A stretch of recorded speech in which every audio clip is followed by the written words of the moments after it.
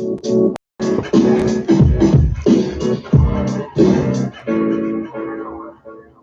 morning, everybody. It's Dean with the Two Party Podcast. Just wanted to go over. We do some updates quite often on the show. If you're familiar, certain episodes we do just kind of filler episodes in between guest interviews and other big topics that we discuss. I like to do a news breakdown. I like to go through the headlines on the news. I like to just give a different perspective, maybe my perspective, but also just kind of give you guys an open-minded perspective on really what's going on with some of this stuff. As you know, I'm a journalist, freelance. I have my own press credentials. I kind of do. I kind of report on and research things on my own, and I utilize those credentials to do so.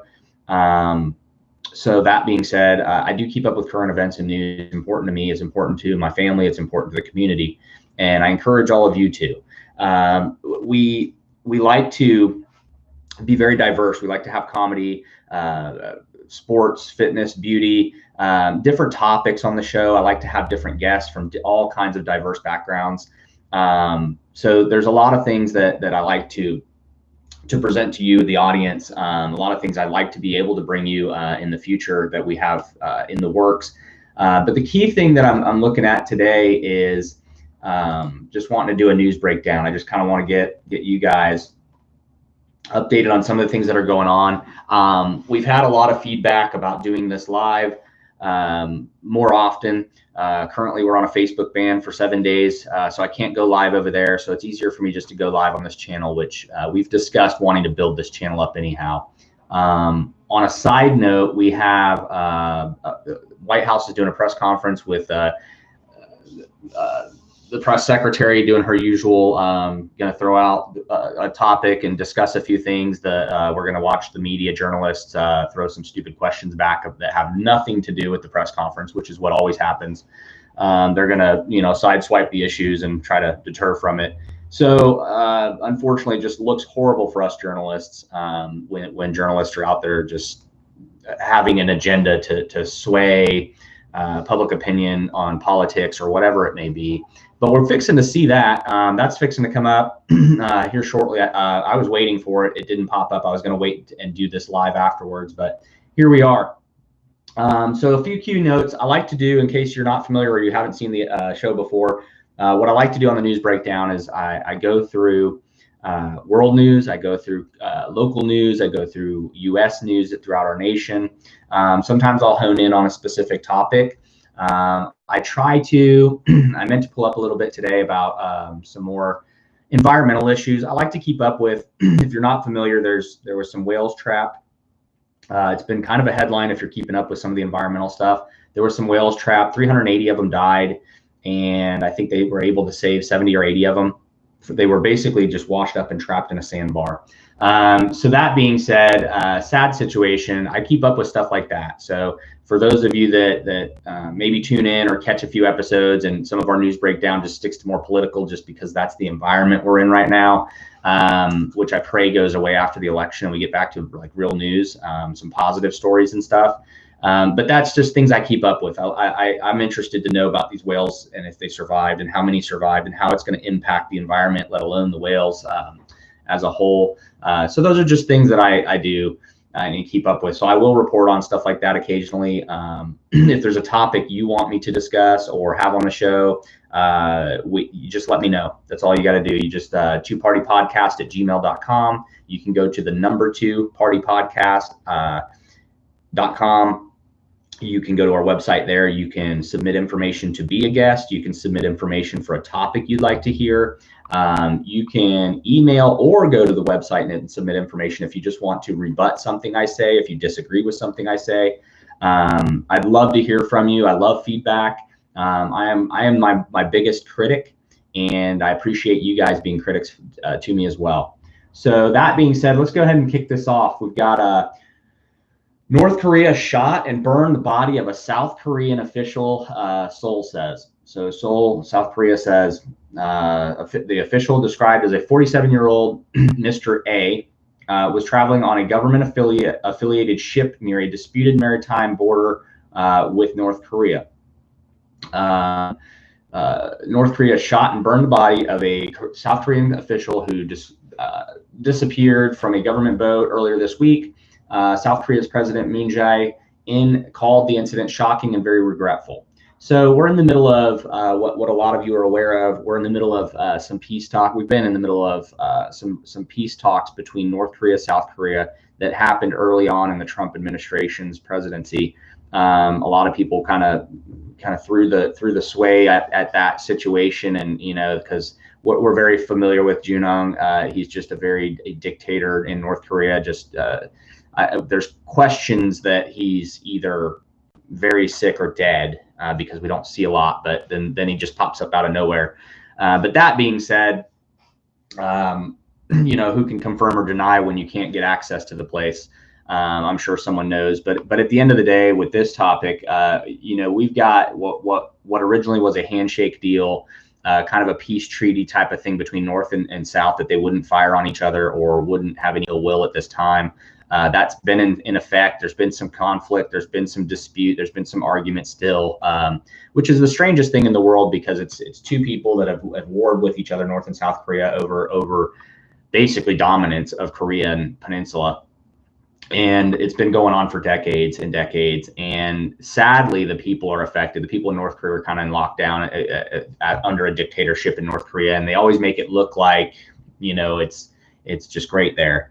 Anytime you see a press conference or any kind of footage of North Korea, which is very rare, they make it look like it's just Disneyland over there. And we know from reports that it's not. And so South Korea is obviously a little more diplomatic, very open area economy, works more with our world leaders. So getting peace in that region is key, not for the leadership, in my opinion. It is key for the citizens, and it's key for that growth and the economic growth of North and South Korea. It would be great to see that. So that's one of the ones I wanted to touch on. So that's kind of it's crazy. It's really a crazy situation, and it could break some of this allied situation, this little peace deal thing going on, peace talks, or ceasefire, I guess you could say. It could hurt that, and it could make relations with these two countries toxic again.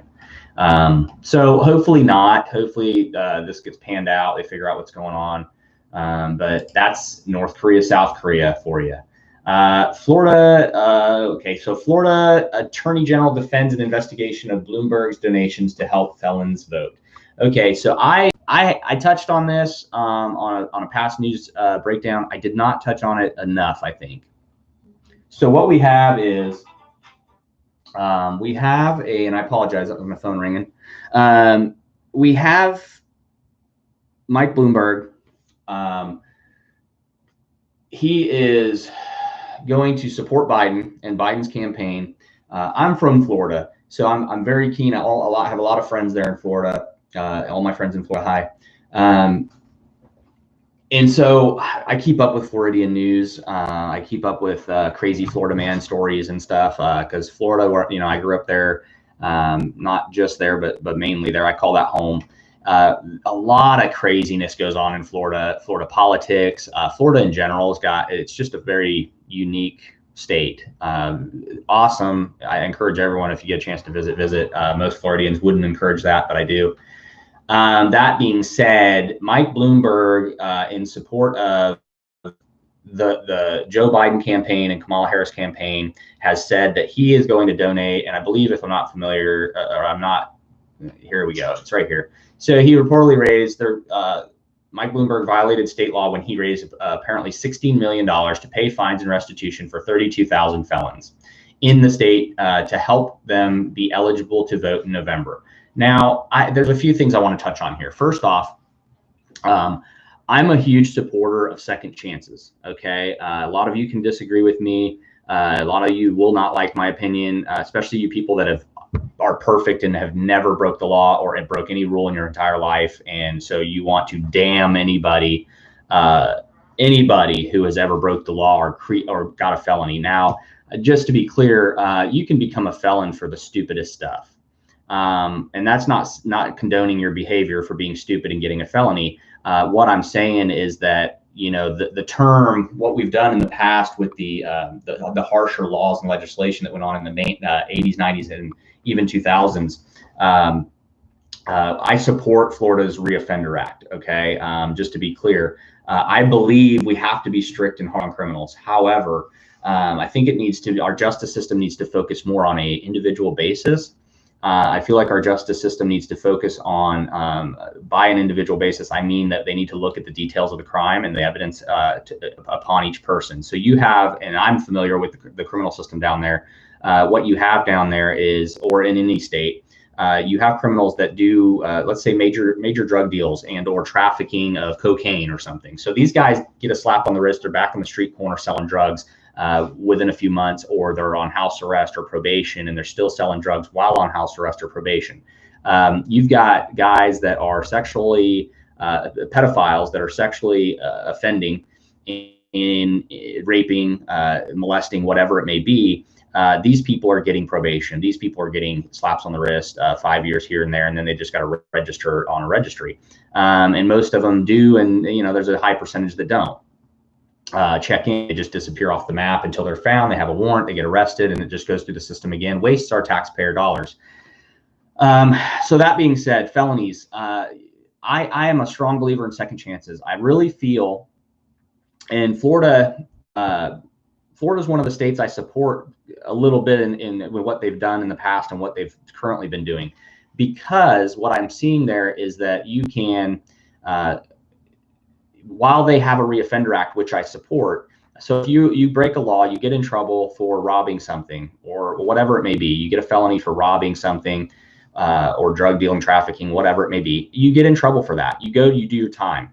So what they have in Florida, if you go to prison or you're in DOC or a felony charge, depending on if your attorney gets you a slap on the wrist or if you actually go to DOC, what they have in there is if you get charged with a felony in Florida and you go to prison and you get out of prison, they give you a 3-year reoffender, kind of like a probationary period, if you will. So if you break the law, get another felony within 3 years, you automatically go back to prison. So there is no attorney, no slap on the wrist. You automatically have broke the Reoffender Act within a 3-year period, and so they put you back in prison. That's what your sentence will end up being, no matter whether it's your new charges got you something more or less. At the end of the day, you'll be back in prison. I agree with that. I feel like you have to hold accountability. You can't let up your thumb off of these criminals when they don't want to change, when they don't want a second chance, when they don't want to be a light in their community. They just want to bring darkness and misery and cost the taxpayers money. I agree with that law. What I don't agree with is I feel like that for the ones that don't, and there's also with the Reoffender Act, there's also what's called habitual. So in other words, you break the law, you get a Reoffender Act, you go to prison again, you get out, you then reoffend. Reoffender Act can get you in Florida. They have pretty strict gun laws there too. But they have the 5, 15, 25, I think it is, or something like that. 15, 20 life. They have some serious laws there. So if you're a reoffender, what ends up happening, or habitual, I'm sorry, what happens is you're basically a career criminal. And under career criminal, you basically are subjected to 15, 25 to life. It's very serious, very strict. If you don't care about your life and your time and how short life is, and you're just a criminal and that's what you choose to be, that's what you face there. And I agree with it. I think if you're in mindset that what you do, breaking the law, is more important than being a positive light in the community, or you don't want to go get a job and be be some sort of contributing member of society. As much as I'm not into populating prisons, I am in agreement with locking people up that are going to cause harm or inflict on our taxpayer money, so to speak, that can benefit our communities. So that being said, with the second chance thing that I'm trying to get into here is we have a system that's been set up. Started really under the war on drugs began, and maybe even before that, but really the war on drugs started a harsher policy on on people. And then there was, and I believe it was under Bush that they pushed the felony. If you got a felony, if you're labeled a felon, they isolated you. They segregated felons. So you're basically, you went from a misdemeanor to a felony, which is the worst case. And because you became a felon, you are no longer you're basically labeled as not being good to society. Therefore, as a felon, they put all these restrictions in different states and in federal government and everything. So as a felon, you're not allowed to have a gun. You lost your right to vote. You've lost you basically are stigmatized with having a very difficult time going for employment. Because what's the first thing in an interview with an employment or an employer? One of the questions that seem to always pop up is, have you ever committed a felony? It's always on the applications. And under certain jobs, and I believe that's great, you could almost say it's borderline discrimination. And honestly, it is discrimination. You're discriminating against a certain class because that class was created by a legislative law. So you're naming these people felons, and then you're also, if it were to be taken to the Supreme Court and kind of debated a little bit, you're discriminating against this class that you created through legislative law, criminal or not. They're still human beings. But that's the part that's questioned by the perfect people that have never broke a law in their life. They say these people are felons and just hideous, and they should have never broke the law, and that's their fault, and they should suffer till they die. I don't agree with that. I believe everybody can have a second chance. I have done some stupid things in my life. I took time to change. I've changed. I don't break the law. I don't drink, smoke, do drugs. I don't do the things I used to do that got me in trouble, which were not severe or violent. Not to negate from the fact that I had some poor choices, but I feel like there should always be an opportunity for people to have a second chance, especially the ones that want it. It's very discouraging as a felon to not see hope, not see that you can get a good job in comparison to a friend of yours who maybe never got in trouble, but you guys are doing the same amount of work. But because you're a felon, you're not going to be able to be lifted up into a position. It's almost like what we discussed with women in employment, different cultures in employment. That talk about not being equal in employment, and it's the same for felons. And while it may sound, and while I do agree that there needs to be a second chance, don't get me wrong, certain felonies should be restricted to certain reasons, and maybe that's still discriminatory, but there has to be a level of accountability for a certain individual in the justice system. We address it individually. There has to be some kind of accountability for people that do high crimes. And when I say high crimes, I mean more or less violent crimes or victim crimes. Victimless crimes, not that it doesn't cost the taxpayers money, but when a person pays their fines, they pay their dues, they do their time, whether they're stuck with the stigma of having a felony on their arrest record or not, they should not be hindered further in life after a certain point. So in other words, in Florida, what they're arguing with this is Mike Bloomberg is trying to pay to clear fines for Floridians. And if you're not familiar, in Florida, you can get your voting rights back if you're once you're dismissed from all charges and once your fines are paid. And that's been a big argument there, is why does it have to be the fines? Why can't it just be when they're released?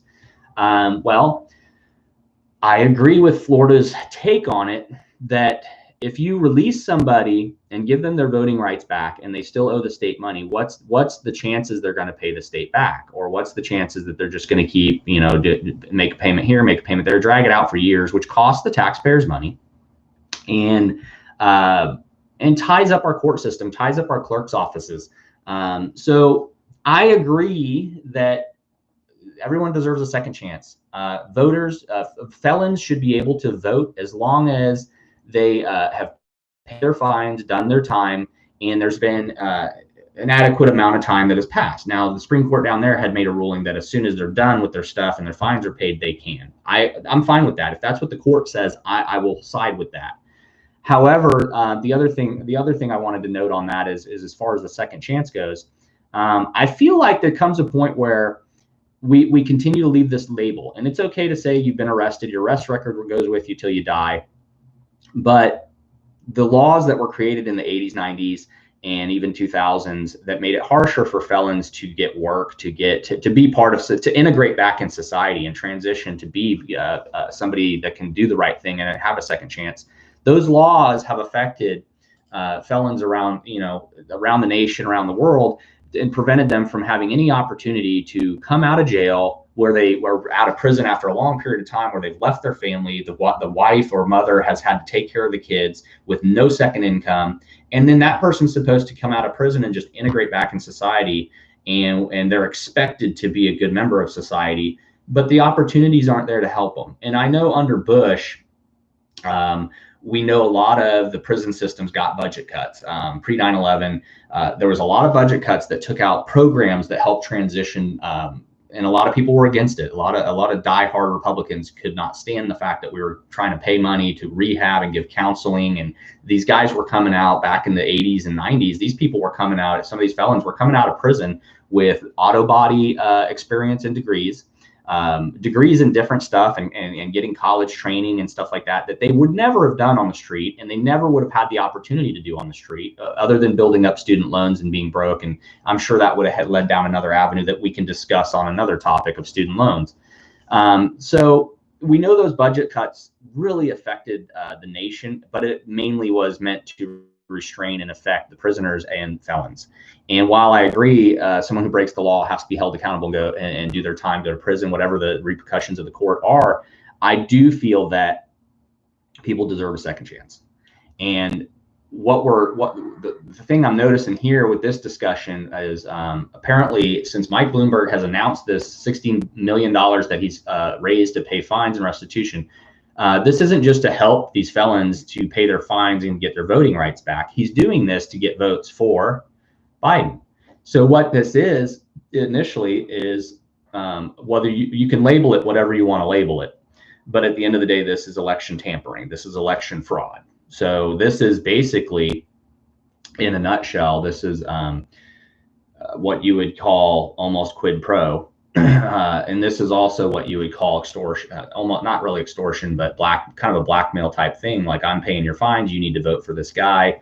Whether that statement is said or not doesn't really apply, because the appearance of that being voter fraud or voter tampering, you're literally you're influencing. We hear all the time about foreign entities influencing our elections. This is 100% an influence on election. You are literally paying the fines to get voters on the rolls, which it's fine to go register someone to vote that's legally allowed to vote. But when you're in the background and you're literally paying to get people to vote, that's when there's money in exchange for some type of favor. We know that typically runs into being a violation of law. And that's what the Attorney General is looking at here. And I'll be honest with you, I 100% agree.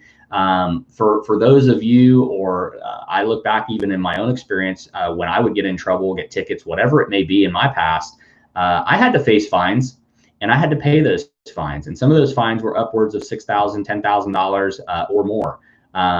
So just to be perfectly transparent, I don't feel that anybody should have their fines paid off. I don't feel that anybody should have their student loans that they obligated themselves to go to school for paid off. What about the people that paid them off? They're on their own, like me. It's just not conducive. It's not very helpful to basically set a precedent that somebody, it's almost like you hear about the spoiled kid or the parents that pay for everything. That's what it is.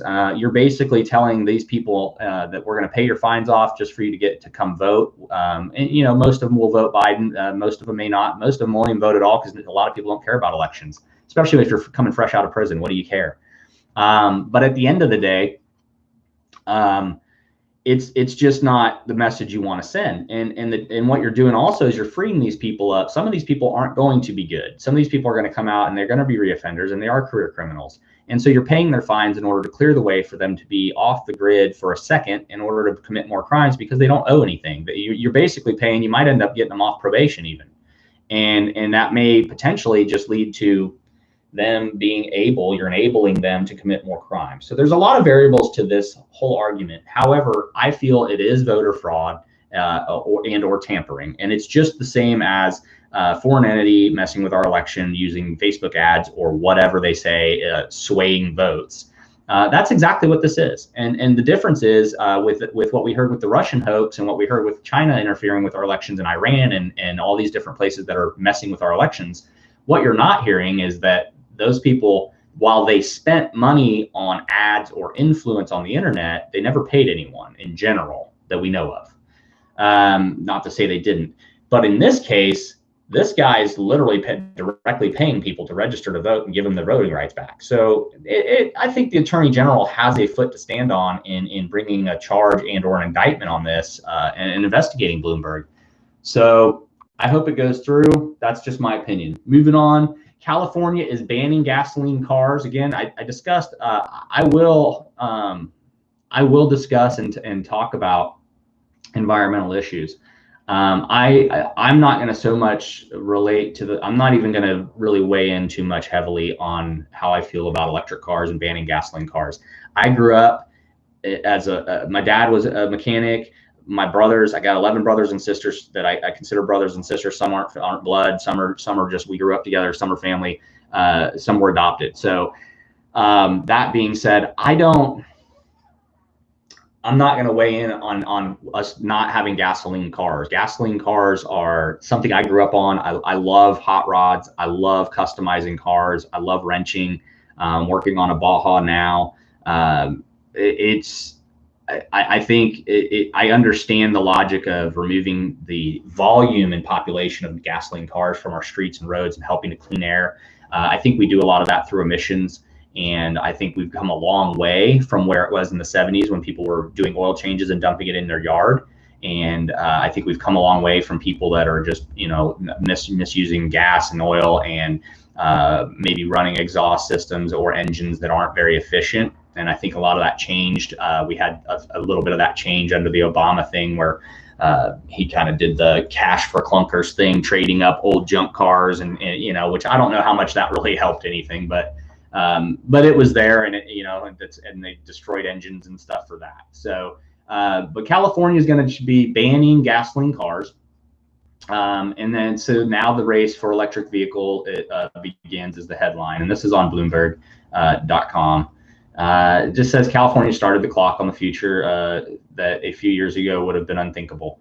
Governor Gavin Newsom ordered regulators to phase out the internal combustion engine and ban sales of all new gasoline engine cars by 2035. So maybe I'll be here, maybe I won't by that time, but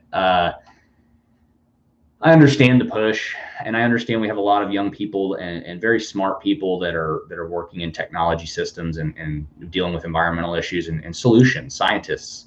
And so should this work out in the future, that's awesome, but I don't think we should ban completely gasoline engine cars, combustion engines. At what level do we stop? I mean, do we ban them? We're banning for manufacturing and new ones, which takes away jobs. If I'm reading into that correctly, you're basically saying you're not going to accept them, which means you're going to shut down a factory that's making these cars. There'd be a supply and demand somewhere. But then do we go one step further and have regulation where we're removing it from the hobbyists? So you and I have a collection of cars. Are we grandfathered in? Are we able to work on those cars and drive them on California roads? So, if you're one of these people that are just party line, you vote for whatever your party says, you're supportive of Gavin Newsom and whatever it may be. And it doesn't even have to be a left and right conversation. It just has to be, at the end of the day, if you're in support of something like this, step back a little bit, do a little more research on how it's going to affect the overall. You need to ask more questions. We tend to vote with our emotions these days. A lot of people do. And they jump on the bandwagon because the first thing they hear is we're banning gasoline and we're going electric. This is a good thing. What a lot of people don't research is that the cost of making lithium batteries and batteries in general for cars is horrific. It does horrible environmental damage to the places where they mine. It does the people that have to mine in these other countries. Sometimes it's not under the regulations we have here.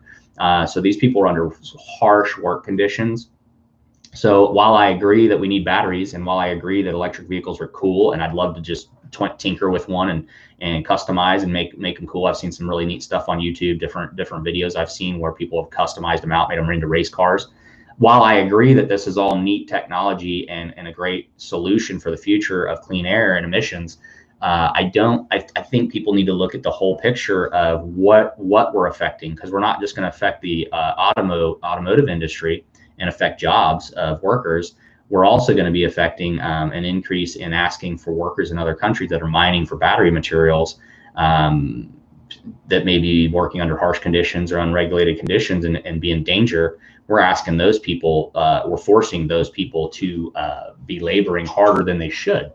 So that being said, on that note, that's what that headline's about. Republicans, here we go with the politics, right? Republicans threaten to oust Nancy Pelosi if she impeaches Donald Trump again. I 100%, and I'm literally gonna take off my hat of Republican, and I'm gonna set it over here on the desk. I am going to take a drink of this,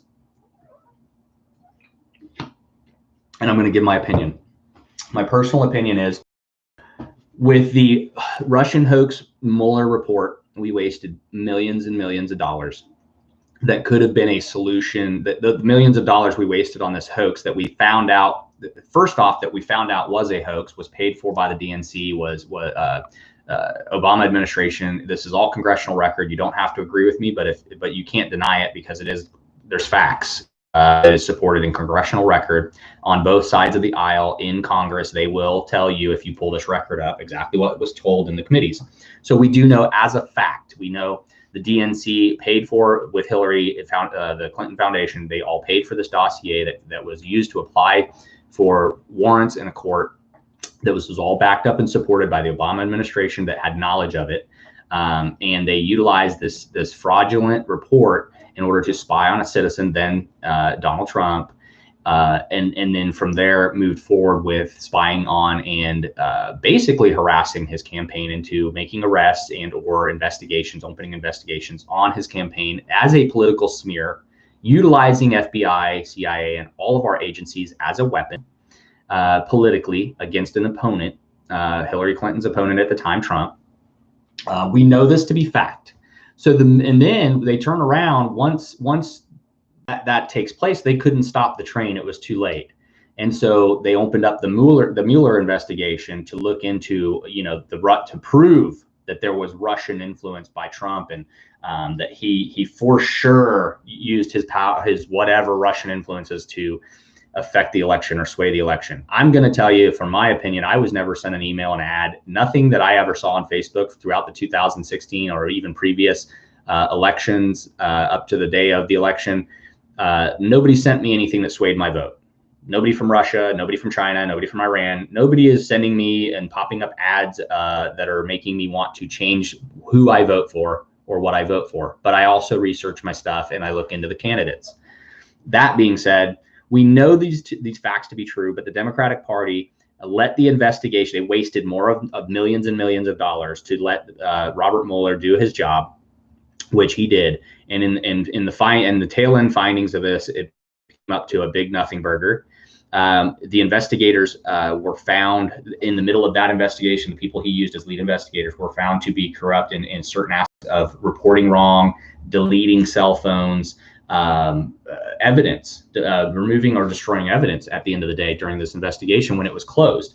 So we found out from Robert Mueller himself what their conclusion of the case was. Nobody was satisfied with that. However, the proof's in the pudding. We did find that there was evidence of everything that was stated by the right is that it happened. Okay.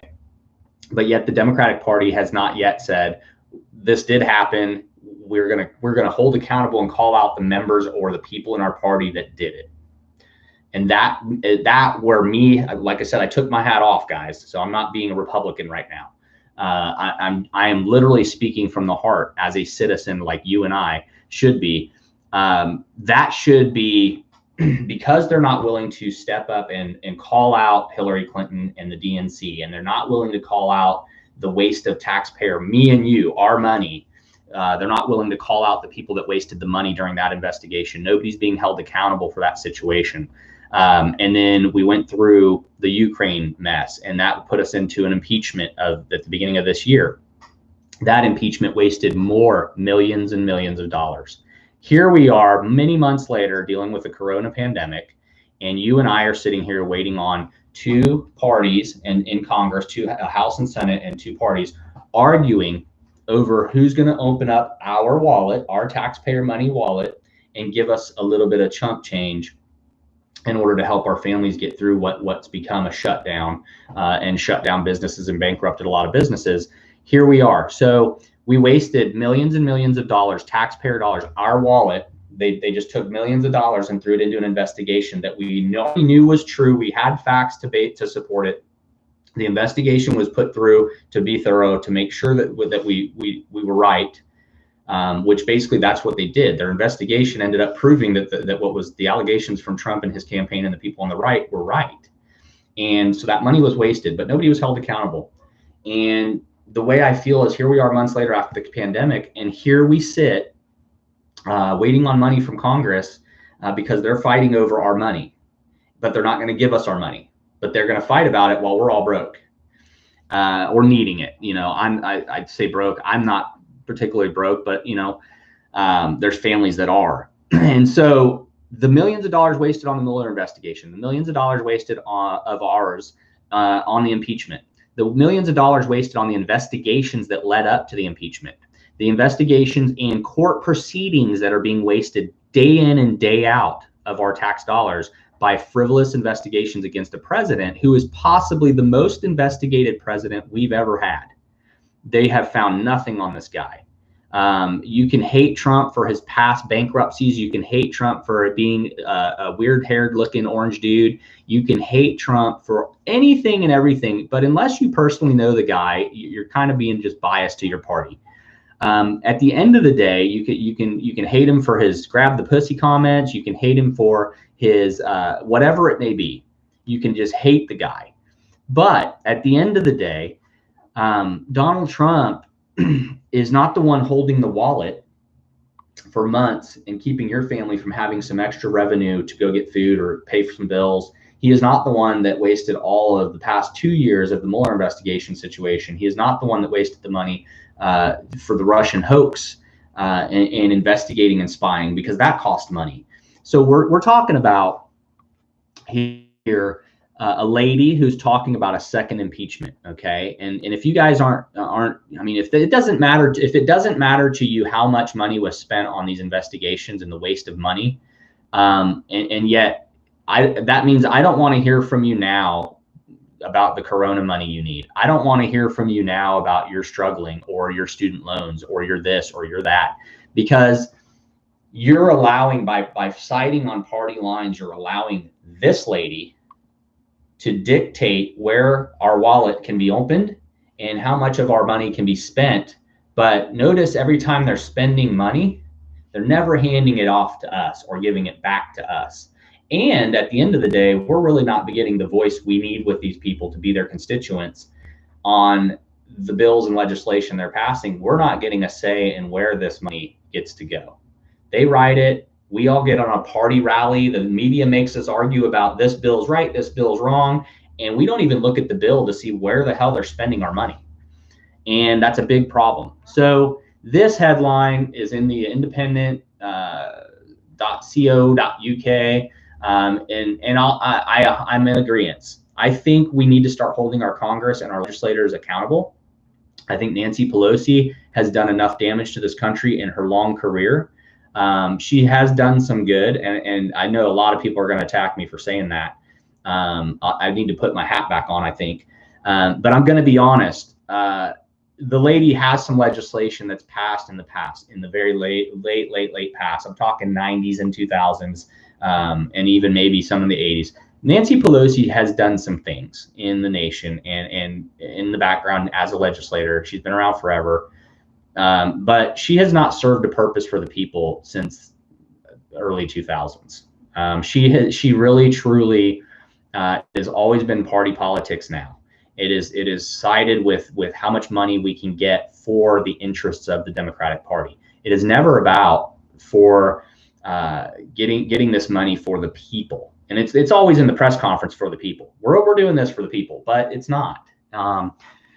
So that being said, I I'm not even going to get too deep into the article. The headline alone is what I wanted to touch on, and it's Republicans threaten to oust Pelosi. And I 100% agree. If this lady moves for an impeachment to slow down a Supreme Court justice being seated and appointed, and that's what this is about, she should be removed from office and held accountable, just like any other congressman who's holding up money that can support. Well, right now, as far as I'm concerned, right now, every House, Senate, all of them together should be held accountable for you and I's wallet not being opened up to give us money. They're fighting over the low bill that the GOP wants, and they're arguing over how much more money that the Democrats want in the House. But at the end of the day, why are they not giving us the lower money for these stimulus checks to help out? And then they can argue the rest of this meat later. So that's where I stand. That's the stance I have. And I know a lot of people are going to disagree with me, especially my Republican friends. They're going to say, why aren't you staying on party lines? That's not who I am. I will vote for Trump this election because Biden's a horrible choice for this nation. His policies are horrible. He is a career politician. He has not provided, even people are like, go to his website. It says what's going on there. You go to his website and you look at that policy. And if there's anything in there that really, other than key talking points of that party, or other than key political talking points for votes, there is no plan there. There is no actual diagrammed, mapped out plan that tells me he's going to take over where Donald Trump left off and get this nation to do any better. So I will vote for Donald Trump in this election versus Biden. However, I don't vote on party lines. That's just not me. If I disagree with some policy on my party, and we were in a different circumstance, different players being elected, I could swap and vote for the other person because I feel that way. I follow the politics as far as I follow the policy and what's good for my family, my community, and myself. I do not follow these people like everybody else. People have made these people idols, and they are not idols. They are not celebrities. They are not people to look up to.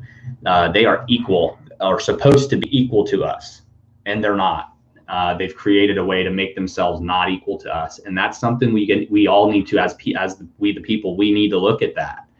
And then we got there's been some talk of a video or a discussion that Amy Coney Barrett, one of the nominees that Trump has for Supreme Court, has said something about it being inappropriate to replace Antonin Scalia back in the day. This is an article from Washington Examiner. It is an opinion piece. And I know I talk about opinion pieces a lot. So Amy Coney Barrett did not say it was inappropriate to replace Antonin Scalia during the 2016 presidential elections. So this is going to go back and forth because it is all political. Okay. She went on to explain, let's see, she then pointed, I'm trying to find the highlights of it. It says right here, Barrett explained that there are six cases of such confirmations in the 20th century situations that happen like Scalia. She said, I don't think it establishes a rule for either side in the debate, which I would agree. The arguments will not be the situation that the situation was indistinguishable. She went on to say the vacancy did not arise in the presidential election year. It arose in the year before, in June, when Justice Lewis Powell retired and Justice Kennedy was nominated in November of the prior year. Moreover, he was nominated after Robert Bork's nomination had failed, and Douglas Ginsburg withdrew his nomination. So the wrangling of the spot, or for the spot, the conversation about the spot and the existence of the spot had been in play for a long time. So again, we're back to basically this is just kind of, again, a political attack on this appointee's words, where they're going to try to twist her words into making it sound like she's hypocritical because she's trying to get voted in or will be nominated, and she was against the other one. And that's not what she's saying. She brought up very good points, very valid points, that those appointments came up the year before. There's so many variables that it's not even worth discussing. If you want to get into the lame duck rule, look up the Constitution amendment. What was it? Amendment 2, 20 Amendment 2. It's very clear that this is a tradition since the 1880s. Both parties will have agreed or just don't traditionally vote on an opposite party. So if you have the Democratic Party in the executive and you have a Republican in the House, in the Senate, they just traditionally do not vote in a Supreme Court nominee in an election year. That is just what it's gone on since the 1880s. And everybody wants to rebut that, hey, Mitch McConnell wasn't alive in the 1880s when this tradition started, first.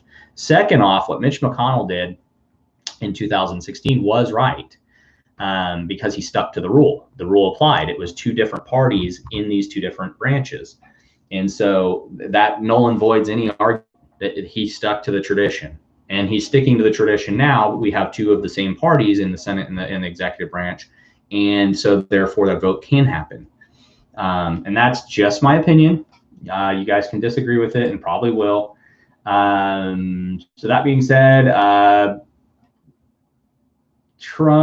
President Trump. Okay, so apparently Prince Harry and Meghan Markle, if you're not familiar, and whoever who left the Queen and the royalty because they were tired of being in the media and it was too much pressure, and tired of being pushed around by the Queen or the royalty telling them what to do and how much money they get to have and can't have, whatever.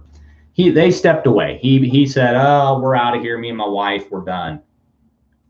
So they made Britain great by leaving. This is just an article from Daily Mail, CO UK, and it says they made Britain great by leaving. I hope they do the same for us. Outraged senior campaign advisor to Trump disses Prince Harry and Meghan Markle for insinuating themselves into the U.S. election. Okay, now I want to be kind of clear on this. First off, this is somebody who's never voted in our election. From another country, a prince from another country who has disavowed his own nation and government circumstances, and due to his own personal circumstances, and him and his wife have then now stepped into our realm, and now didn't want to be in the spotlight, but here they are putting themselves in the spotlight by making a statement into our elections and how to vote, and basically saying that we all need to vote for Biden. So what do you do here? What do you do here? Here's what you do. First off, who cares? Okay. Prince Harry has never paid a bill in my household, nor has Meghan Markle. Okay. Prince Harry has never done anything or been a friend to me in any way, shape, or form. Prince Harry and Meghan Markle have never formed any legislative policy in the United States. They have neither one provided my community, my family, my state, my nation, anything.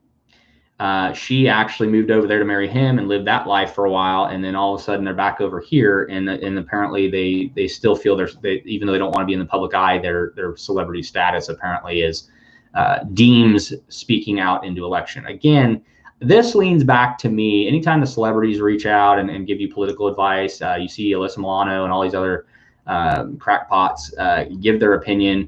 I'm just going to be honest. It's political. It is 100% political. It is a indoctrinated mind, and it is an indoctrinated lifestyle where you literally and you can almost see it if you step back.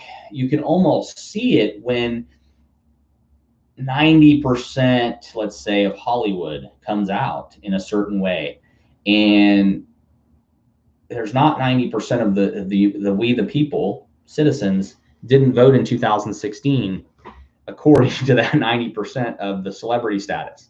But when they all say you have to go out, this election important, and you have to go out and vote this way, and they all are anti-Trump, you have to think of that as some indoctrination going on. You have to think of that as something in that status quo that's made all these people be just that. So I'm not, take it for what it's worth. I don't care what Prince Harry and Meghan have to say. On the second side of this, I don't really care for my president having to even rebut it. He did make the comments What he said was whatever. I'll be honest with you. If this is wake up and that's the news that affects you, and that's the news that literally makes your world go around, and that's the news that is going to change dynamically the things in your life, kudos to you. I don't know how that pays your bills. I don't know how that affects your kid going to and from school safely and with good health. I don't know how that helps your community get through coronavirus. I don't know any of that. What I do know is that it is a political tactic. It is just literally a celebrity side of the aisle pushing the agenda of their politics down your throat. So I don't not even read into it. It's dumb. It's dumb. Anyhow, the UE says Lukashenko is not the legitimate Belarus president. So now we have an argument here in Brussels. President Alexander Lukashenko is not the legitimate president of Belarus. The European Union said on Thursday, saying his abrupt swearing in on Wednesday went directly against the will of the people. This is another where we haven't seen a lot of this in our elections, but you see a lot of this overseas. You see a lot of this in Venezuela. It's still going on.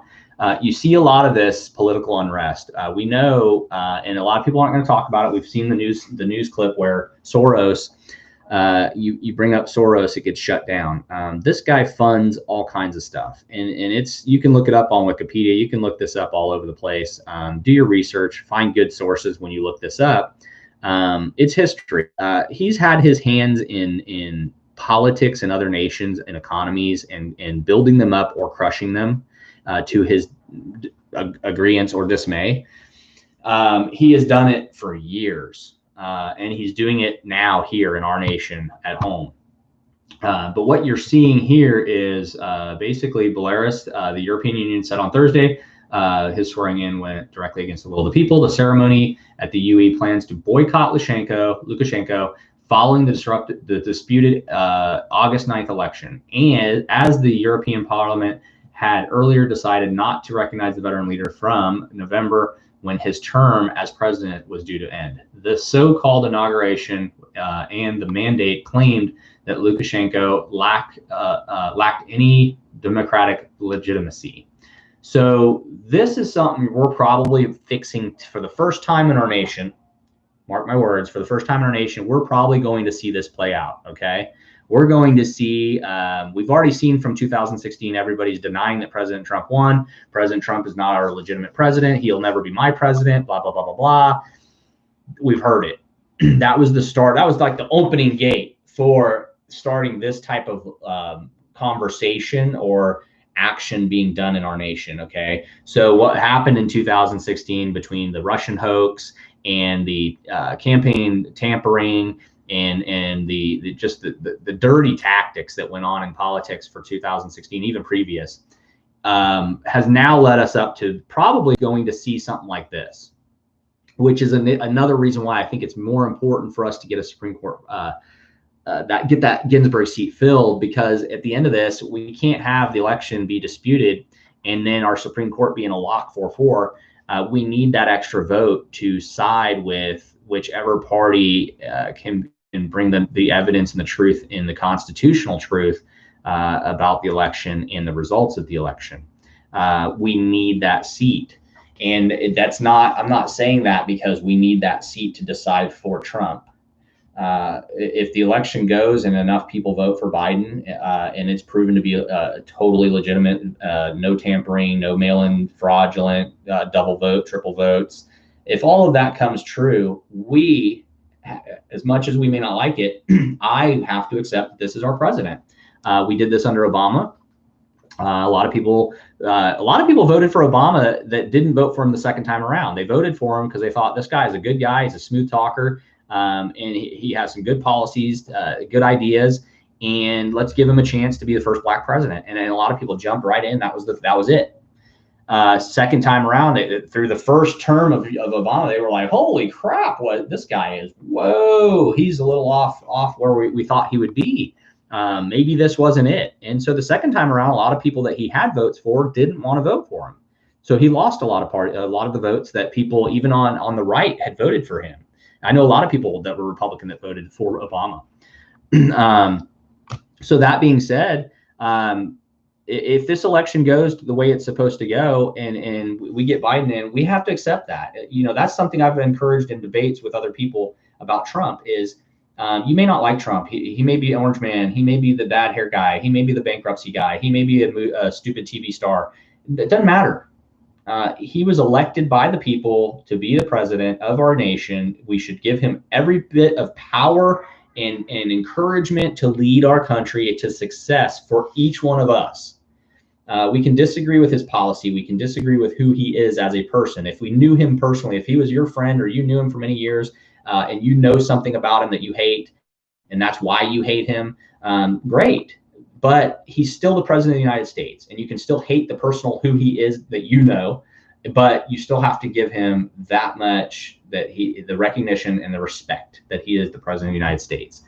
And that's how I feel, however this election goes. It's going to be the same way. If Biden were to win, I don't see it, but if Biden were to win, as much as we would hate it, we have to be smart and civil about it. We have to understand that that is our president, and we have to respect the Constitution and how it works. We have to deal with 4 years of, I don't think we'll deal with 4 years because I don't think he'll do 4 years. We'll deal with him and then probably Harris running the country if an interim doesn't step in somewhere along the way. But the whole issue of the illegitimacy is why I brought that up, the UA and Lukashenko. Follow that story, keep up with that, because a lot of that's probably going to be history that's going to play out a little bit here. They have a little different institution of government in the way they handle things, but you're going to see some unrest over there in UE. So keep up with that. I had this one. I don't even know what this one was. Oh, this one was talking about the Breonna. That's another one. So Breonna Taylor. I don't like getting into this stuff. I say this stuff, but it's our lives. I don't like getting into this stuff, and what I mean by that is I just don't like getting into a discussion that's so hot button right now that you and I, even if we're friends, are going to see things differently just on a slight perspective. Investigation and prosecution of criminals. So on that note, I feel like if you really look at the facts, not the op-eds, not the media spin on this, and I feel like the media, me as a journalist, I would feel that I would need to be held accountable if I reported this any other way than what it is. This lady's mother has already come out and denounced the violence. She's already said it's not going to help to have violence. It's not going to help to destroy the city. It's not going to help to go after the police. The family that's mourning the death of this girl is telling you, the protester, and telling you, the rioter, and you, the looter, and you, the whatever you are, not to be violent with this situation. It doesn't get anywhere. And I said this when I went live, I don't know, yesterday or the last live I did. If the point you're trying to get across takes you to a level of violence, then your point is completely worthless. Hear me out. You're completely worthless if you have to reach down deep and go into violence to get your point across or get your voice heard. The mother denounced the violence. They came out and did the press conference about the hearings and what had happened. I can't ever get behind. I can't ever get behind any kind of violence in a community over a criminal court decision. Okay, so when they come out and they do a press conference, and we've seen this, I've seen this my whole life. 44 years from maybe 5 or so on. So I've seen this my whole life when they come out and they do a press conference about a serious crime, O.J. Simpson, no matter what it may be, whatever the crime was, they come out and they do these press conferences. Partially, the attorneys want to do it because it helps get the public opinion. Second, they do it to kind of keep the public informed. You see them come out, they state the facts, that there's a decision was made at the trial. The police officer's guilty or the police officer's not guilty, and according to how the outcome of that press release is, violence erupts, protests erupt. It just gets out of hand. LA riots, St. Pete riots down in Florida. I mean, I can go on and on. It's in our history. Okay, it's in our American history. Hundreds took to the streets to decry the decision, and clashes broke out. Taylor, 26, was shot 6 times and killed in March during a botched raid on her home. The other 2 officers that fired 22 shots into the black EMT's home between them were not charged. The charge relates to him shooting into the neighbor's apartment and not Taylor's death. Fired cop Brett Hankinson was charged with wanton endangerment and for shooting into the neighbor's home. Protests broke out after a grand jury announced its decision to indict only 1 cop involved in Taylor's killing. Meanwhile, shocking footage online shows Seattle cop riding a bicycle over the head of a protester. You know, they kind of throw this inflammatory stuff in there. There wasn't even not even a need for that to be put in there. Okay.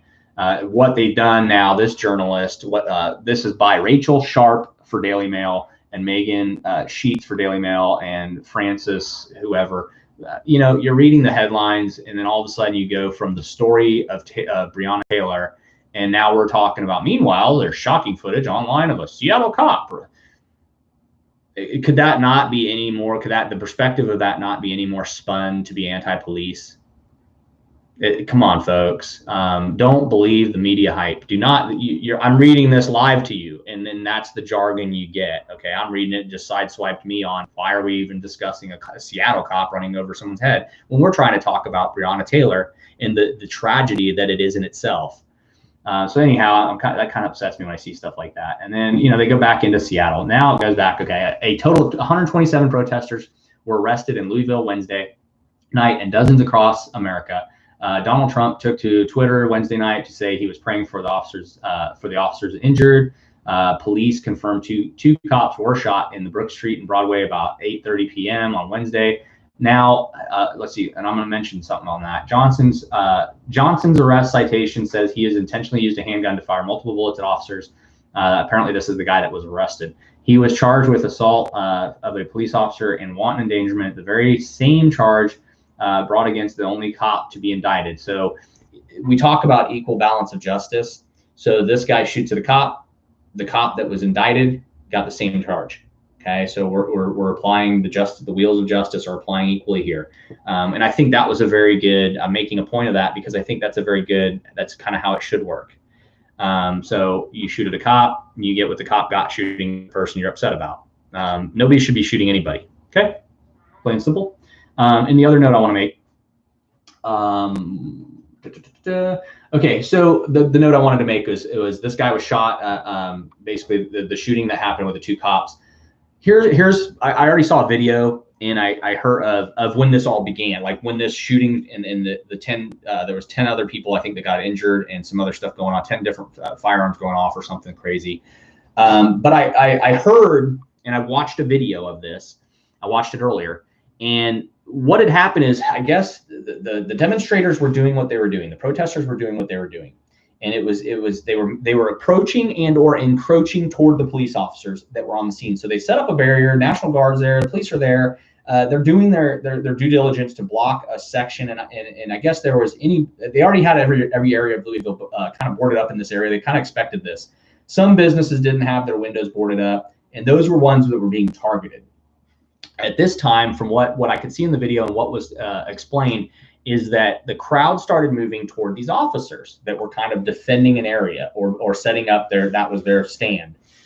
And as the crowd came and they were trying to disperse and they were trying to tell them back the line. A couple officers, and this was, again, I'm reporting this because this was something I saw and I saw some video of, but I also heard this was what happened. And so these officers shot above the crowd with flashbang grenades. So what they were doing is, hey, can you guys back up, get the line back, stop approaching us, stop coming forward. And they didn't. And so they fired up in the air. And I guess it was in hopes of scaring the crowd, dispersing the crowd, and or could we break this up? And what happened was mass panic. And immediately when the grenades went off, from what I've heard and what I was listening to this morning, The grenades went off. The crowd went crazy, kind of dispersed. Everybody started running. The gunshots started. So basically, when the cops enacted these grenades, it basically almost set off what you could consider that shots fired by the other side. You know, the officers shot. The other side said shots fired. We're shooting back. And so, is it right? No, absolutely not. Is it? You know, was that? I guess what I'm getting at is, was that what the police should have done at that moment, was fire the grenades? I wasn't there. A lot of you may not have been there. So was it a direct threat? How close were the people when they fired the grenades? I mean, what was the circumstances where they had to initiate this immediately? I don't know. I just want to report the facts that I do hear and know, and that's one of them that I wanted to bring up, because I find that interesting that they shot the grenade, and immediately after the flashbangs go off above the crowd, gunshots at the police start going, which means people were intentionally armed. And it also means that you don't come to, most people carry a firearm because they use it for self-defense or protection. A lot of people carry a firearm with the intention of using it and hoping to use it. At some point, somebody's carrying a gun out there, and that person's like, I wish somebody would. And unfortunately, that's not the mentality you want someone holding a firearm. And so, what would be your intention of being a peaceful protester and bringing your firearm to a protest? That's my question. I wouldn't think you're going to be a peaceful protester. I would think that you're not just bringing that into a protest to protect yourself. You're bringing that with the intentions of maybe having to use it. So there's kind of some ill intent there. And we can go on both sides. Is why did the police fire the grenades? Again, I wasn't there. I don't know what the situation, what the distances were. Was there some other agitation that created them having to fire off and disperse the crowd at that moment? You know, don't run with emotions when you read these media things.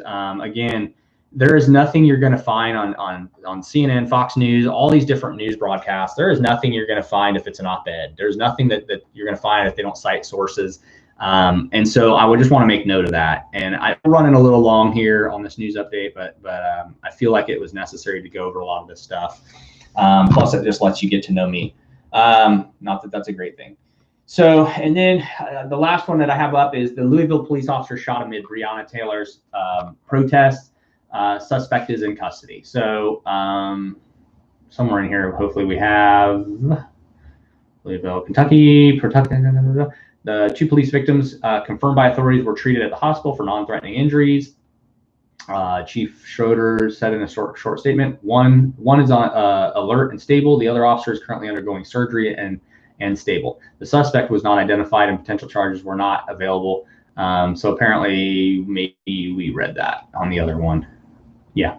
Schroeder said the shootings happened in the intersection of First and Broadway. It was unclear whether the protests played a role in the shootings. I'm going to go ahead and say yes. Okay. This is what it is, but I'm going to go ahead and say the protests had something to do with the shooting. The shooting happened at the protest. That's pretty common sense. So that's that. The last and least, let's wrap this up. Louisville, we're praying for you.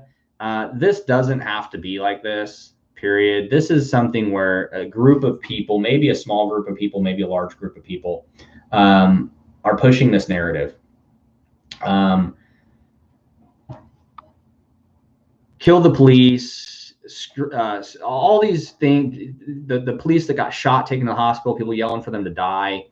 There's a new video out of that one where there's a bystander that the guy shot the 2 cops, and the guy's filming after the fact and filming the officers coming out on their knees, dying. And he's laughing about it. I mean, this guy's like, oh no, they just shot the cops and blah, blah, blah. I mean, it's the whole video of this bystander. This asshole was filming 2 officers suffering after being shot. Why in the hell would you not run over there? Just human nature. So, the guy that did that and the bystander that filmed this, and he's on video laughing about the death and the shooting of these officers and, oh, this happened in Compton, blah, blah, blah. There ain't nothing funny about that. There ain't nothing funny about you being a scumbag that's not going to rush over and help another fellow human being, cop or not cop, that's bleeding out and dying. So I want to just announce, violence is not, again, if you want your voice heard and you're going to resort to violence, your voice and your topic, your point that you're trying to make is worthless. Our police officers have it hard enough with everything going on in the nation and all these new policies that are going to be. You guys keep fighting and wanting to defund and this and that. They're already being looked at and scrutinized deeper than you could ever imagine right now, and you don't even see it. This whole push since George Floyd has gotten departments to have to review everything. They have it so hard under review and under the circumstances they're in right now due to the media and due to the past just couple incidences going on just this year. And they change policy all the time in the police departments. They're always changing procedures and policies. Nothing stays the same. Unless you're in a super small town, nothing stays the same. Police are always dealing with changes. It's a field and a career that you if you can't adapt to changes, you can't be in it. So that being said, the people pushing this F the police and just the total negativity toward our police officers. These people are human beings. These people have lives. The people dying, criminals that are dying, or accidental deaths such as Breonna Taylor, these people did not deserve to lose their life. She did not deserve to lose her life. In the midst of these heated situations, hunting down criminals, apparently they were looking for the boyfriend shot at them first, which was when they started opening fire. You can say they're doing their job or that was over, they weren't doing their job. But if you have a firearm, someone breaks in your house and they don't say a word, they just shoot at you. What are you doing with the firearm in your hand when they do that? What are you doing when someone's in your house shooting at you? You have a firearm in your hand. What are you going to do? Are you going to use it or are you not? And now put yourself in a uniform and you're chasing a criminal who is shooting at you, or you're entering an area to find a criminal who is shooting at you, and you have a firearm at your disposal. Are you going to use it to save your life? Remember that. It's the point that's not being brought out is how hard these people work. This is not a weak or soft job. No matter how hard you train to be a police officer, whether it's in the gym, whether it's doing a tactical training, whether you're from the ex-military or current military, and you're just working as a side job part-time, it is so difficult to be in law enforcement and keep up with the procedure changes and regulations. That being said, I 100% am going to defend them doing their job. They are what keeps my family safe. They are what keeps your family safe. They are what keeps our nation safe as a whole. When we have big parades and big crazy stuff events go on in our nation, whether it be sports or whatever, these same people that you guys are trying to kill and shoot at are the same ones that are allowing you to come into a stadium and watch football and basketball and baseball. These people are protecting you whether you know it or not. And they don't have to. They choose to. They basically get paid to volunteer to do it. So, as much as I'm going to defend our officers that are out there, and I hope they hear it, and I hope they understand that I do support and defend them. On the flip side of that, I will never defend an innocent life being taken. I will never defend a person who dies being arrested. I've said this before. I really strongly have this opinion about if you're a criminal, you know what the repercussions of being a criminal are. Your law enforcement's coming for you. If you get caught, you're going to jail. You're not going to get killed. You shouldn't get killed in police custody. You should never get killed being arrested. You should never, and I'm going to say it, you should never run from the police. Once you get to a position where they are there, they have caught you, there's no need to run. There's no need to not comply. You're a criminal. You broke a law. They have now caught you. They've caught up to you. You have choices to make. You have good choices to make in that moment, in the very short moment. You have poor choices to make in that very short moment. You can protect your life by complying, doing what the officer says to get you into custody for your own good safety, for them, for the community. Let them get you in the police car, let them do the report, let them get you to the station, let them book you. Comply. And a lot of people have taken this, like the comply thing, as like an authoritarian thing. When you break the law, you break the law. That is what we have. Freedom. We have the the best country in the world with the freedoms that we have, and you have all the freedom in the world until you break the law. And so people that are supporting to go defund the police or are in support of anti-police rhetoric, that's not how it works. The anti-police rhetoric puts you on the side with criminals. When we lift up criminals, George Floyd, no matter how you feel, the way he died, it didn't have to happen. Okay. If the officer, from what I'm seeing in the videos and what we're seeing more in some of the investigation, is he had a lot of toxic chemicals in his system, including fentanyl. He was possibly in a respiratory. There was something going on with his respiratory that was shutting down anyhow, which is part of the reason why he was having a hard time breathing, which is what fentanyl will do, especially in an overdose state.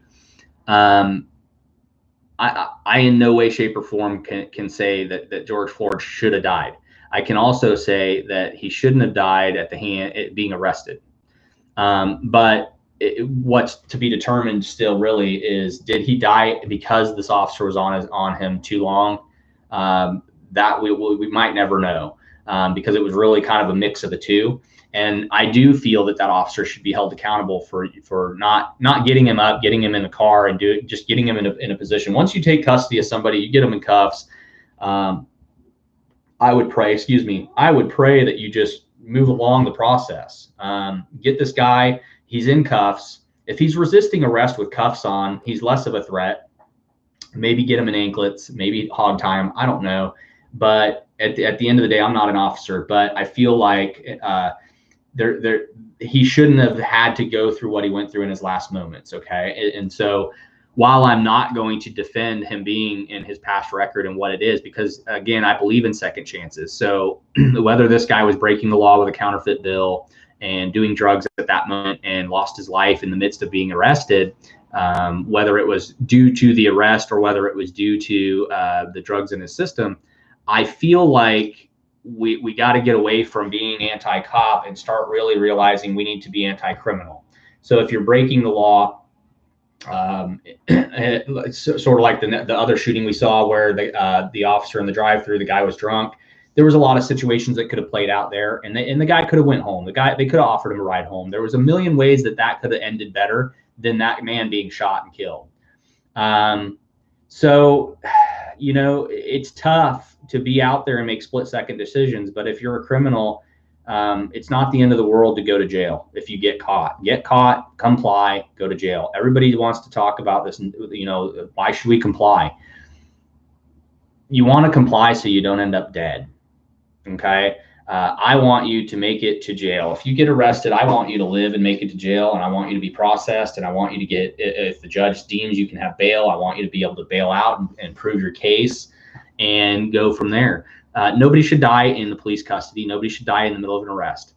Circumstances change when you're a criminal. So if you're a criminal and you're shooting back at the police, your chances of making it through an arrest and living to make it through booking is 50-50 at that point. When you start engaging the police in a violent manner, you've changed the dynamic of just getting arrested into custody, questioned, and taken to jail to be booked. You've then changed it into a situation where it is a life-threatening situation for law enforcement on scene. It is life-threatening for the community in the general area, which is what they're there to do, is protect and serve.